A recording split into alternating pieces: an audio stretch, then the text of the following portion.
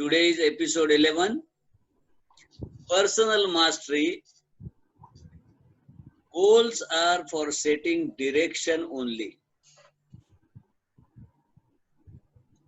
Invest in process and actions. The title will be little surprising for you because we have been told from our childhood that set the goal, work towards it, and you will reach there. But many times, how part of it has not been covered. In fact, last week's topic was also about how to set your outcome. The term outcome is same as goal, and how to set that and giving direct positive instruction to yourself. That's what you learned from Vajanti madam last Thursday. It so happens that my topic is also related to goals, and now here I am going to bring your attention to another point, that goals are for setting direction. Then the job of goal setting is over.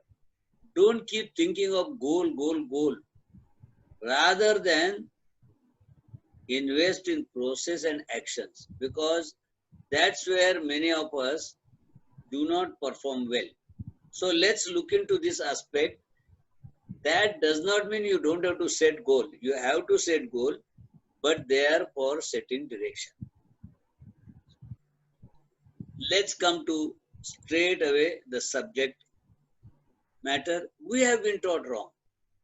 We have been taught from our childhood, first decide your goal and work towards it. So we work hard for good scores in competitive exams, allocations, and sports to stand out over others. We are happy when we reach our goals.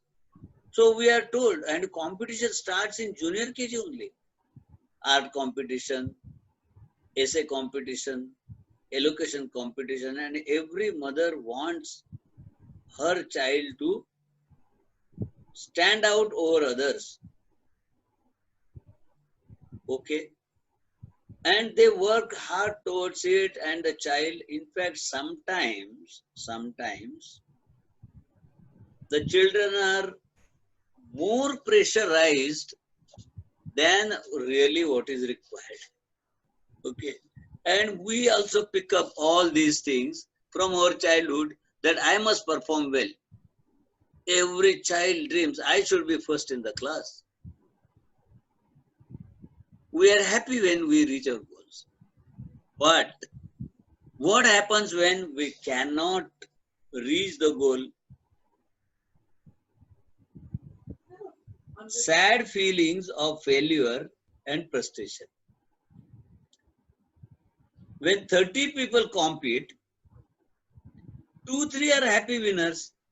For example, this is an allocation competition. First runner-up and consolation prize. They all will be happy. But what about remaining 27? Don't they deserve to be happy? Why? Why are we talking about this kind of competition? And all these days it is more so. Some people enjoy it, like all TV competition shows of dance, competition shows of songs, tremendous preparation. And there's an elimination round. And there's a horrible music there, that who is going to get eliminated. What is this? For us to be happy, why we have to make large number of people sad? Why? So let's see what is the disadvantage of this extreme competition and how to overcome that.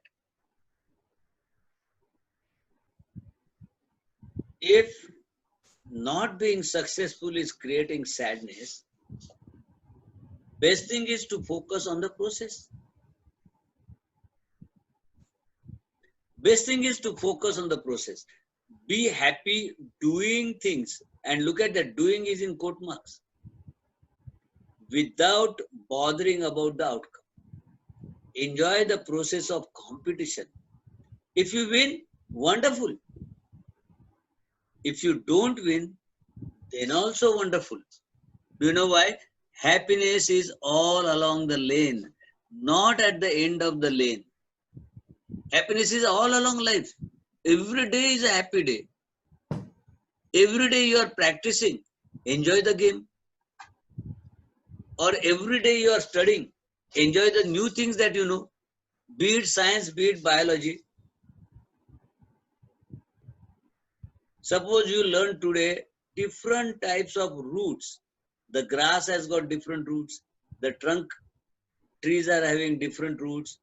And then you wonder how come the roots are there important for every plant. You think of this and learn and enjoy, rather than all the time thinking that if I get in biology 99 out of 100, 100 out of 100, then my PCB score will be high. That is too much.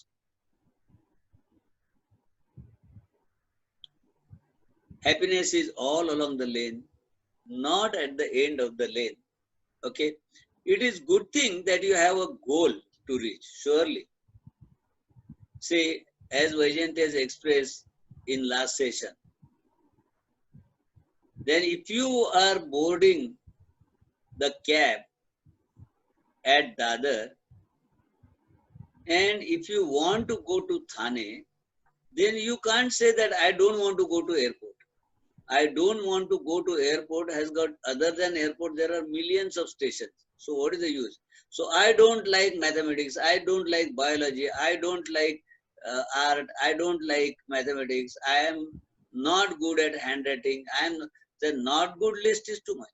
You have to make positive affirmations what you want to do. Okay. So goals are required. There is no second thought about it. Goals are required. Goals are required.